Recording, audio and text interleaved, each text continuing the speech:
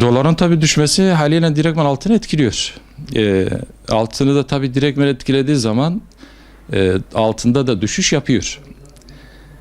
Bu da onu etkiler etkilemez tabi bizim halkımız da hemen direktman koşuyor, geliyor. O yönden bir nebze olsa iyidir. Doların her halükarda düşmesi iyidir. Yani hepimiz için daha iyidir. Biz de düşmesini bekliyoruz. İnşallah düşer daha da fazla.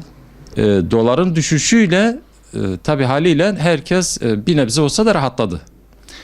Temellimiz odur, daha da düşmesidir. İnşallah daha da düşer. Cumhurbaşkanımızın çağrısı destek aldı. Doların düşüşü tabi altında da düşüş yaptı. Altında tabi düşüş yapınca haliyle kendi karları için bile olsa, kendileri için bile olsa gelip aldılar. Dolar artık millet dolar bozmaya başladı. Altına yatırım yapıyor şu an. Rağbet çoktur. Cumhurbaşkanı söyledikten sonra millet çoğu gelip dolarını bozuyor. Hemen dolar kimsede kalmadı. Herkes gelip dolar bozuyor. Nasıl bu peki piyasayı olumlu etkiliyor mu? Tabii. Mesela dolar 3560'a çıktı. Bu şeyden sonra 3350'ye geldi. Şu anda millet paranı altına yatırsa daha iyi olur. Ya şu anda iyidir yani. Şu anda herkes altına yatırım yapıyor. Şimdi rekabet daha şeydir yani altına daha millet çok para yatırıyor. Şu anda millet doları bozuyor, altına yatırıyor. Altın piyasası şu anda biraz açıldı eskiye nazaran. Millet dolarların hepsini bozuyor şu anda. Dolar hemen hemen %90 piyasadan silindi. Şu anda altının onsu da çok düşük. Yani şu anda fırsattır altın almaya.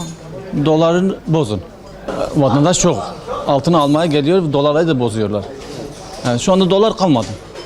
Ya eskiye nazaran %50 artış var alımda. Evet.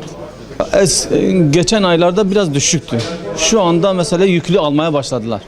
Yani daha önce 10 gram, 20 gram alınıyor. Şu anda 100 gram, 300 gram alımlar başladı. Hani dolarları bozup altına çeviriyorlar. Ki daha iyi, olumlu etkiliyor. Evet. Benim dolarım, ürün ne varsa paraya çevirdim. Sayın Başkanımız sağ olsun. Allah yardımcımız olsun.